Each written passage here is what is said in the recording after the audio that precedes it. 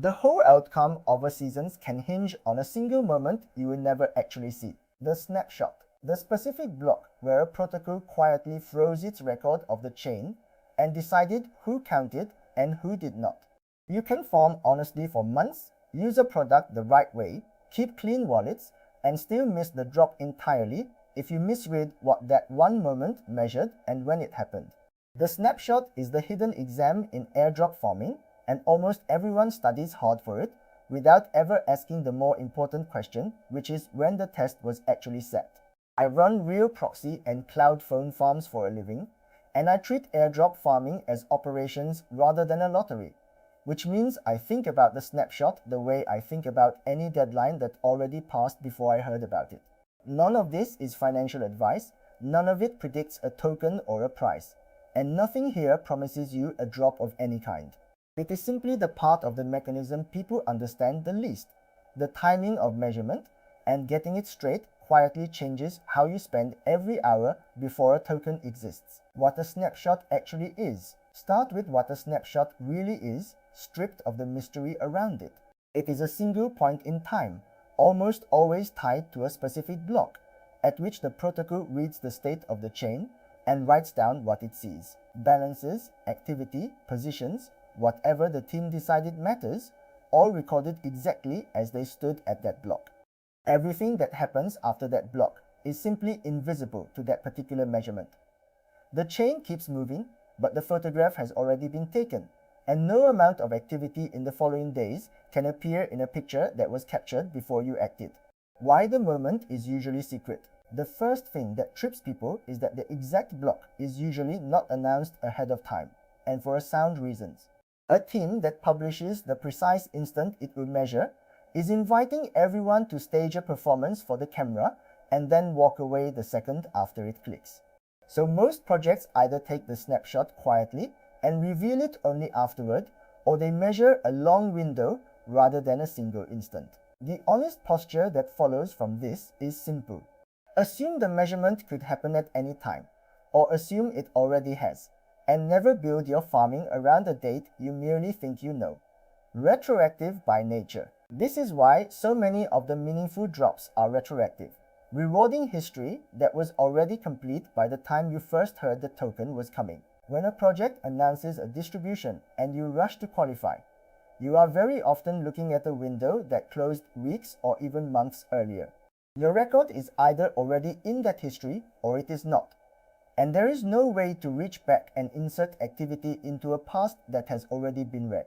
The work had to exist before the announcement, which is the whole reasons being genuinely early matters so much more than reacting quickly once the news is out. Dantensan. It helps to separate the two broad shapes a snapshot can take, because they reward completely different behavior. One shape is the single block read, where the only question is what your wallet held or looked like at that one instant. The other is the windowed measurement, where the protocol watches a range of weeks or months and scores the pattern of genuine activity across the whole stretch. The first can turn on a balance you happen to hold at the right second. The second cannot be faked at the last moment because it is asking what you did over time, not what you were holding at one convenient point. Why the last dash rarely works. That distinction explains why a flurry of activity right before a rumored measurement rarely does what people hope. If the drop reads a window, a sudden spike at the very end is exactly the reactive pattern that clustering tends to notice and discount, because it looks like farming rather than use. And if the drop is a single block that has already passed, that late scramble does literally nothing because it lands after the photograph was taken. Either way, the last dash is wasted motion, and the calm truth underneath all of it is that the only activity that ever counts is the activity that was already quietly there. The block is the real clock. A subtler point is that snapshots are usually pinned to a block height rather than to a tidy calendar time. Blocks do not arrive on an exact schedule, they come a little faster or slower as the network breeds. So a stated moment like the start of a given day is only ever an approximation of the block that truly matters. If you are ever tempted to cut something fine against a snapshot, and I would honestly rather you never were, understand that the chain's own count of blocks is the real clock, not the wall behind you, and the two of them do not line up as neatly as you would like them to. Timing across chains. Protocols that live on more than one chain add another layer, because they often measure each chain at its own separate moment. Being active on one network does not automatically cover the instant that mattered on another, and a distribution can weigh your presence on each chain very differently. If a project spans several ecosystems, treat each one as having its own quiet measurement, rather than assuming a single global cutoff for all of them. This is not a reason to sprawl thinly across every chain a protocol touches. It is a reason to understand that cross-chain activity is read in more than one place and at more than one time. Balance versus behavior. There is a meaningful difference between a snapshot that reads a balance and one that reads behavior. A balance snapshot asks whether you held a certain asset or position at the block, which is something a person can arrange at the last moment, and something clustering treats with suspicion for exactly that reason. A behavior snapshot asks what you actually did, which transactions, which features, over what stretch of time, and that history is far harder to manufacture in a hurry. The drops that reward behavior tend to reward the honest farmer, because genuine sustained use is the one thing a last-minute actor simply cannot produce on demand. The unstaking trap. A specific timing trap worth naming plainly is the staked or bonded positions.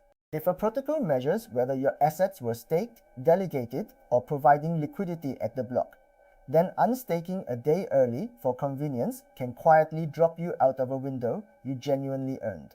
People do this all the time, pulling a position to move funds or tidy up a wallet without realizing the measurement might read that exact gap. The timing of your own moves matters as much as the protocol's does, and the defensive habit is to assume a bonded position could be measured at any moment while a program is still live. Assets in motion. Assets in motion are another quiet way to miss a moment you thought you had already caught. Funds sitting inside a bridge, a transaction still pending, or a transfer that has not yet settled may not be counted where you expect them, at the instant of the read.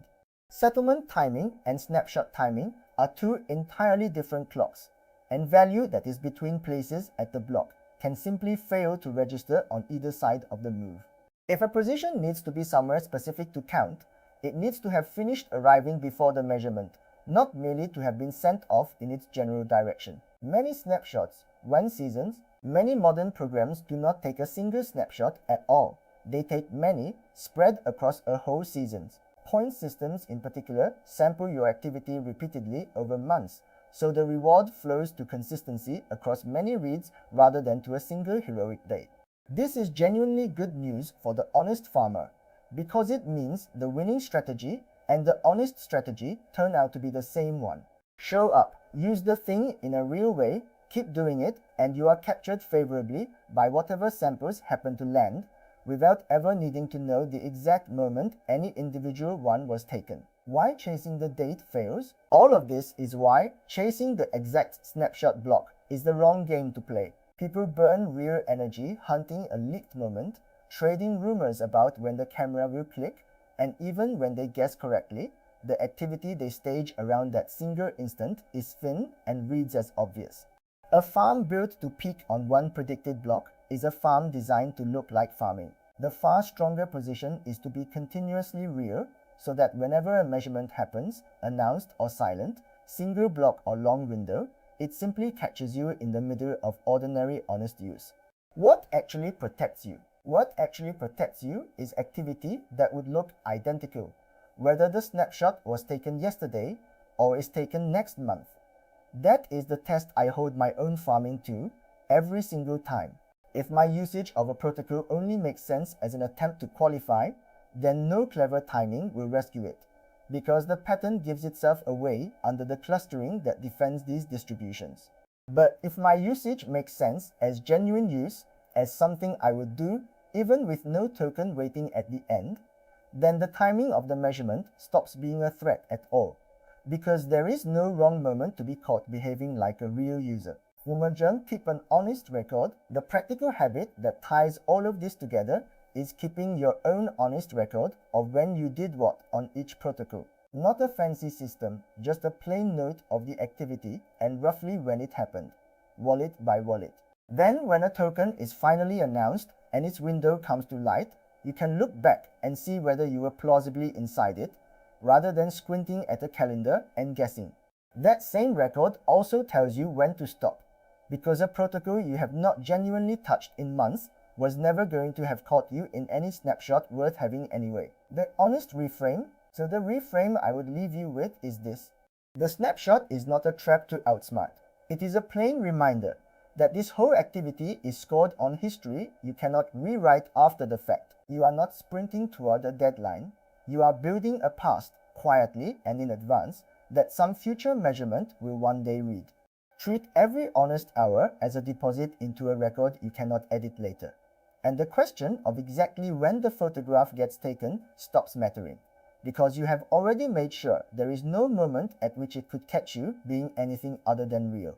How snapshots typically work on the chains I farm, the difference between the single block reads and the windowed ones, and the trackers I use to log what I did and when, are all written up in full at airdropfarming.org, with no hype and nothing there being financial advice or a promise about any drop. I farm these the boring, methodical way and write up what actually holds up over a whole season rather than whatever single moment happens to be rumored this particular week.